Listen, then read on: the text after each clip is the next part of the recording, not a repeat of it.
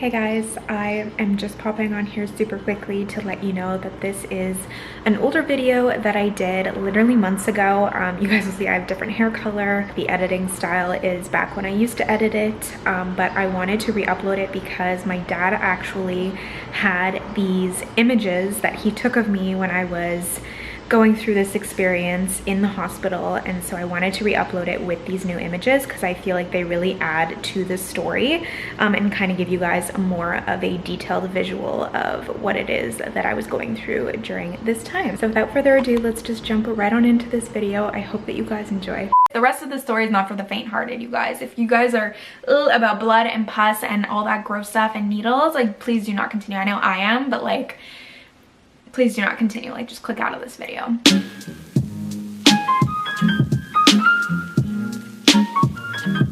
Hey friends, and welcome back to my channel. I know it's been a little bit of a hot minute since the last time that I spoke to you guys. For today's video, I wanted to do my first story time. I don't even know why I never shared this story before. It's a good one. It's a traumatizing one, and it's a sign. Like, if you've clicked on this video and you don't follow me, take this as a sign from the universe that you should not go get that next piercing that you were thinking about. As you guys might know or not, I'm gonna like zoom in real quick. I have my septum piercing, I have a nose piercing here. On this ear I have like a lot of cartilage piercings, like all the way kind of down the lot. And then on this side, I have only 2 piercings. And I don't know if you guys can tell from this ear, but this one's a little bit deformed looking. And it only has 2 piercings, as you guys can see. That was not always the case for this ear. So we're gonna rewind back to, I would say, four years ago. Yeah, I think like 4 or 5 years ago this is when this happened. So I was always very impulsive with my piercings. It was not something that I planned. Really, it was like there'd be a promo, or I would just be next to a piercing shop, or one day I would wake up and I would just be like, I'm getting a piercing today. That's usually like how I got my piercings. When I have an idea in my head, I'm very impulsive. So with piercings, that was kind of how like it was like a fun way for me to play with my impulsiveness. So I woke up just like any other day. I was not feeling like particularly like getting a piercing that day. It was not something that was planned, but my sister, she was going to pick up like a piece of jewelry at one of the local piercing shops here in Montreal, and I went with her just to like look around. I really liked the store, so just started to like browse, see if there was some jewelry that I wanted to pick up. And they have like ear models, kind of like figures in the stores. So basically it's like there's like a sculpture of like an ear, and it's basically for them to demonstrate like the different piercings that they have. And on one of them they had a conch piercing. So I'm gonna insert a photo here of what a conch piercing looks like. And I never actually took myself as someone who would like want to get that piercing, but with the hoop I thought it was so pretty. I was like, oh my goodness, this is my next piercing, this is what I want.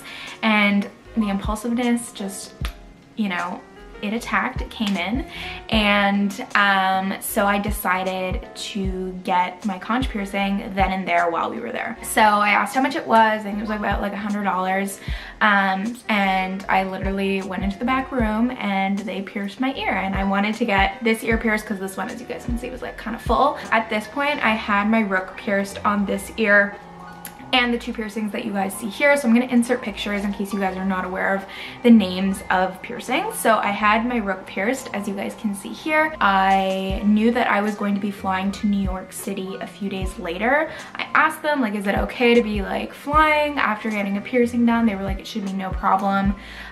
So didn't think there was anything wrong there. So like I said, I got the piercing. I did not get the hoop because in order for the piercing to heal better, you need to get a stud first.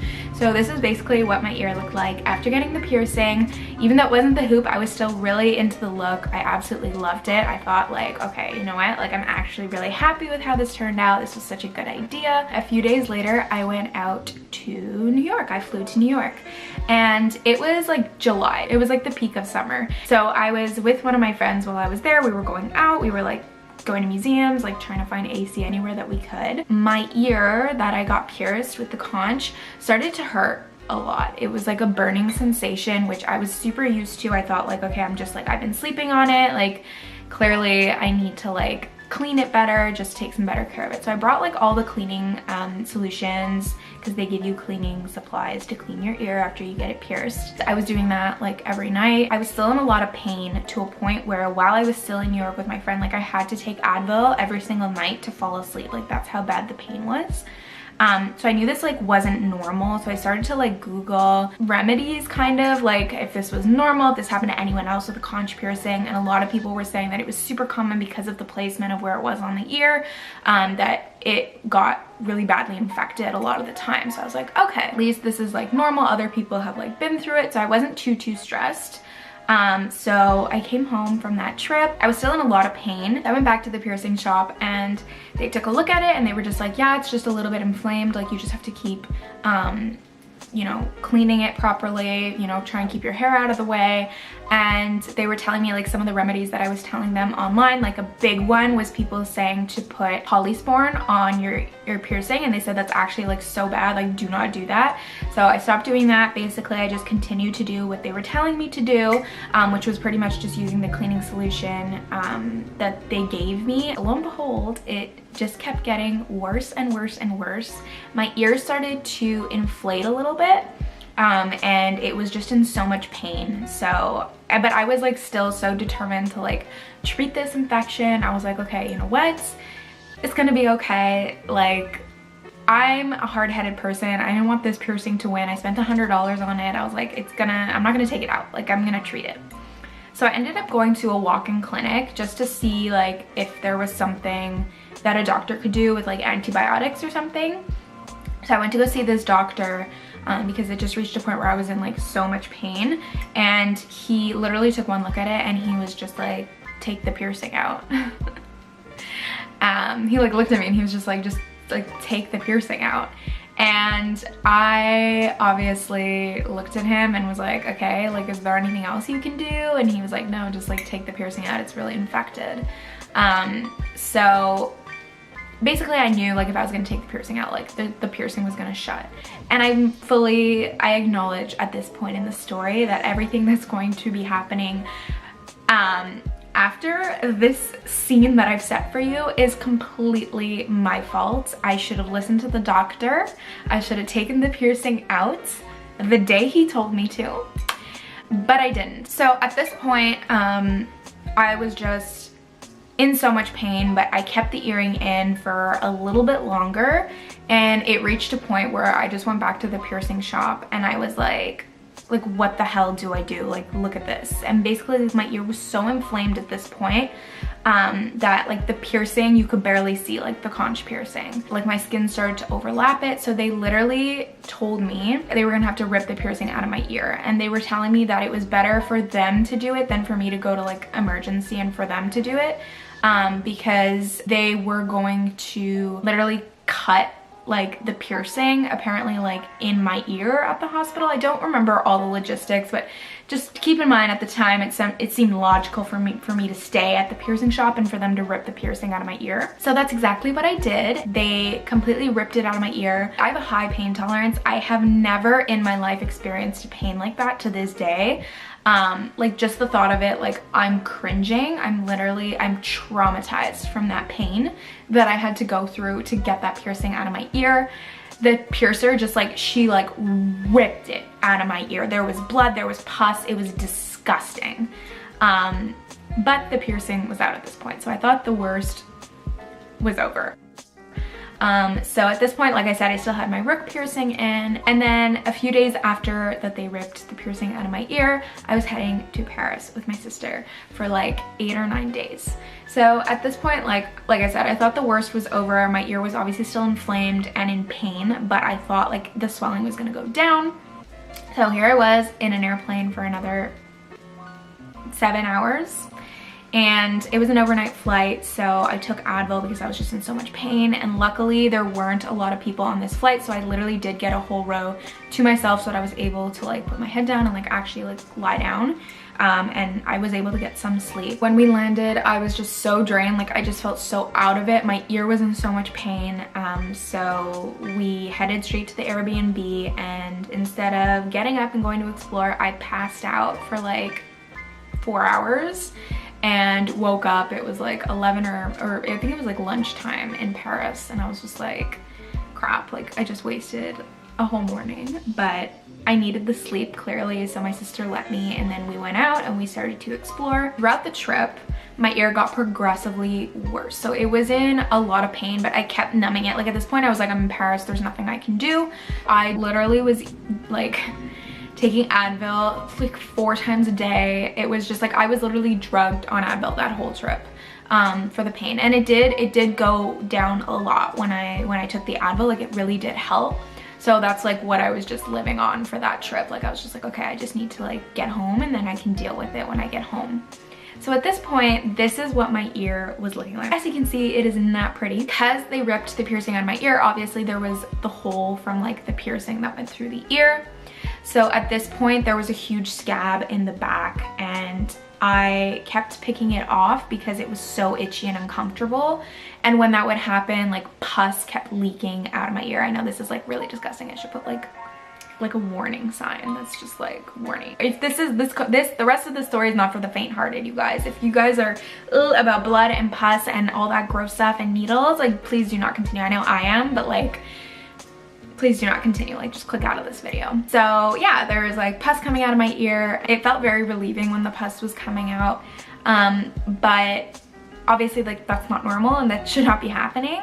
So by I think it was like the second to last day that we were in Paris, we met up with some of my dad's cousins who live in Versailles. So we went to the Chateau de Versailles, and you know, we walked around with them. We were in the gardens, and then we went for lunch with them at a little restaurant that's like right near the gardens. After lunch, we like walked out. I did pick the scab out of my ear after lunch when we started to walk towards their car in the parking lot. And literally in the middle of Versailles, my ear was leaking pus, and my sister just like screamed. She was like, ew. And then my dad's cousins, their names are Michelle and Danielle, just like walked over, and they're like looking at me, and they're like, what the hell is like happening? Anyway, so I had to explain to them like I got a piercing and like my ear blew up. So at this point, Michelle comes to my ear and she like grabs it and she starts squeezing the crap out of it. So literally just picture me in Versailles, like with my head like this, literally, and then like my dad's cousin like at my ear, like squeezing it like this, like trying to like look like at like what's coming out. And then Danielle like looking on the other side, like observing. Then my sister over here who's just like, what is happening? And then picture me literally cramped up like this, screaming ow, ow, ow, ow, as loud as I possibly could in the middle of Versailles. Tourists and locals just like staring at like, what the hell is happening? What is this lady doing to this poor little girl? It was just a tragic scene. So after that happened, they were like, okay, we need to go to our pharmacy. They own a pharmacy that was like a 5-minute drive from where we were. So we went back to the pharmacy, which is right across their apartment, and they took me back to the apartment. We went into their pharmacy, and then they got me some actual drugs that was going to actually help with the pain. And then they tried to drain my ear as much as possible in their apartment. So I was just like crying at their kitchen table, and they're like pushing it out. They're like, oh, la pauvre, la pauvre. They're like, we know, like it hurts, it hurts. They felt so bad. Anyway, so they're like trying to drain the crap out of my ear, and they got like a lot out. And basically what happened after that was they just sent me home with the drugs. My sister and I went back to our Airbnb, and then we flew home. And I think it was like 2 days later or the next day, flew home. And then after there, obviously went to the hospital, because at this point, like, So we went to emergency at the hospital that was like right near our place, like a 15-minute drive at the closest hospital. And I waited in emergency. Obviously it's like a long spiel. So we waited, what, like 4 or 5 hours. Finally was able to see a doctor. He took one look at my ear and he was like, it's not infected. My dad and I are looking at each other like, there's pus dripping out of my ear. Like, I'm not a doctor, I didn't go to medical school, but I think it's infected. He was like, I'm gonna get a second opinion. So he goes to his back room and he starts discussing, I guess, with another doctor, and then he comes back and he was like, okay, we're gonna prescribe you some antibiotic, which is pretty much like what my dad's cousins gave me. So obviously just like very different because we were in France there and then here, but it was like same, like oral antibiotics. And I looked at my dad and I was like, it's not gonna do anything. Like, I just took from like your cousins. And he was like, I know. He's like, well, this doctor's clearly like an idiot, not to be rude. Like, he didn't even think your ear was infected. So at this point, we picked up, went to another hospital, which is known as like probably the most competent hospital here in Montreal. So at this next place that we went to, it was an emergency. Right away they took blood to obviously like test my blood, which I obviously was not happy about because I hate needles. Like, I'm needle phobic. The thought of it, just talking about it, like I feel faint. I can't with needles. Like, I can't. They took blood right away, and then as they were doing that, they put me in a room and they literally had me all on like this medical table, and they were like, we're gonna have to drain your ear of like all the pus and shit. To make matters even worse, they had to do this with needles. And on top of having 30-40 needles in my ear, draining the crap out of my ear, and it not being, I think they tried to numb it, but it was just like such a traumatizing experience. I don't really remember, to be honest. Like, I think I kind of blacked out. What I do remember is that there was like 10 medical students all leaning over my table taking notes of like what the doctor was doing. And I think they asked like, do you mind? I was like, at this point, like, do whatever you need to do, let the students learn. Like, I don't care, just like help me. So obviously I forgot to mention, I had to take the rook piercing out. At this point, like, my ear was getting infected so bad that it started to reach the rook area. Which again, if you forgot what kind of piercing that is, it's this one. Basically, they just drained the crap out of my ear, and after that, they had to hook me up to an IV because they discovered that obviously there was an infection that started to develop. And I forgot to mention that also at this point, by the time I got to the hospital, came back from Paris and all this, the pain was not just in my ear anymore, but at this point it probably reached, I would say, about like here in my head and all the way down my jaw here. So at this point, like, I felt pain like up to here. So I knew it was spreading, and I knew that whatever it was, like, it needed to be treated like ASAP.